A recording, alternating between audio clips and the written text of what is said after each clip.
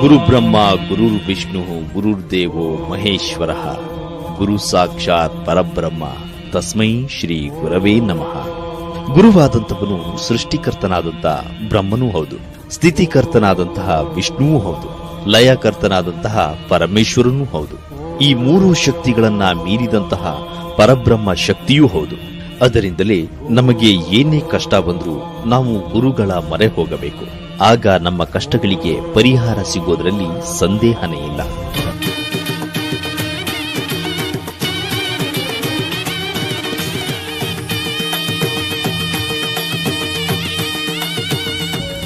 ನಮಸ್ಕಾರ ವೀಕ್ಷಕರೇ. ಮನುಷ್ಯನಿಗೆ ಕಷ್ಟ ಬಂದ್ರೆ ದೇವ್ರ ಮೊರೆ ಹೋಗೋದು ಸಹಜ.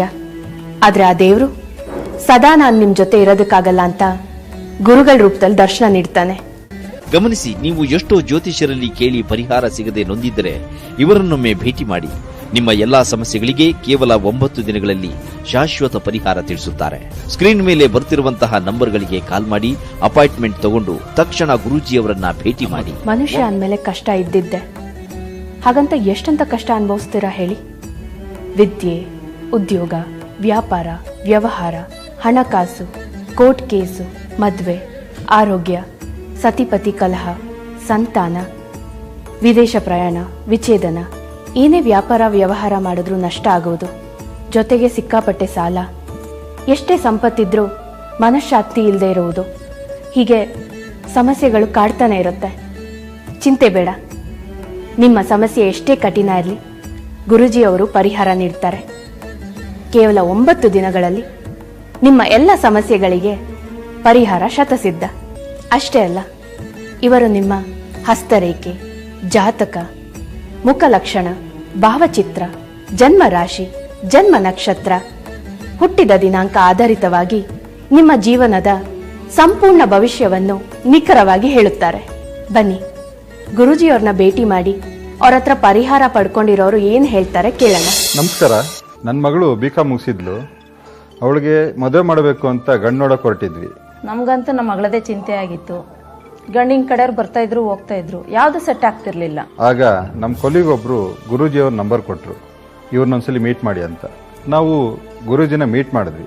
ಅವರು ಕೆಲವು ಪರಿಹಾರ ಮತ್ತೆ ಪೂಜೆಗಳನ್ನ ಹೇಳಿದ್ರು. ಅದೇ ತರ ನಾವು ಮಾಡಿದ್ವಿ.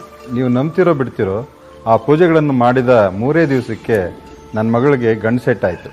ಗುರೂಜಿಯವರಿಗೆ ನಮ್ಮ ಫ್ಯಾಮಿಲಿ ಕಡೆಯಿಂದ ಧನ್ಯವಾದಗಳು. ನಮಸ್ಕಾರ. ಇವತ್ತು ನಾವೆಲ್ಲರೂ ಖುಷಿಯಾಗಿದ್ದೀವಿ ಅಂದರೆ ಅದಕ್ಕೆ ಕಾರಣನೇ ಗುರೂಜಿಯವರು. ಯಾಕಂದರೆ ನಮಗಿದ ಕಷ್ಟ ನೋಡಿ ಯಾವ ಶತ್ರುಗೂ ಬೇಡ. ಅಷ್ಟೊಂದು ಕಷ್ಟ ಅನುಭವಿಸಿದ್ದೀವಿ. ಫೈನಾನ್ಷಿಯಲ್ ವಿಷಯದಲ್ಲೇ ಆಗಿರ್ಬೋದು, ಹೆಲ್ತಿ ವಿಷಯದಲ್ಲೇ ಆಗಿರ್ಬೋದು, ತುಂಬ ಕಷ್ಟ ಅನುಭವಿಸಿದ್ವಿ. ಹಣಕಾಸಿನ ವಿಚಾರದಲ್ಲಿ ತುಂಬಾನೇ ಕಳ್ಕೊಂಡ್ಬಿಟ್ಟಿದ್ವಿ. ಆಗ ನಮ್ಮ ಯಜಮಾನ್ರು ತುಂಬಾ ಬೇಜಾರಾಗಿದ್ರು. ಮನೇಲೆಲ್ಲ ನೆಮ್ಮದಿನೇ ಇರಲಿಲ್ಲ ನಮಗೆ. ನಮ್ಮ ರಿಲೇಷನ್ ಒಬ್ರು ದೇವ್ರ ಥರ ಬಂದು ಗುರೂಜಿ ಹತ್ರ ನಮ್ಮನ್ನು ಕರ್ಕೊಂಡು ಹೋದ್ರು.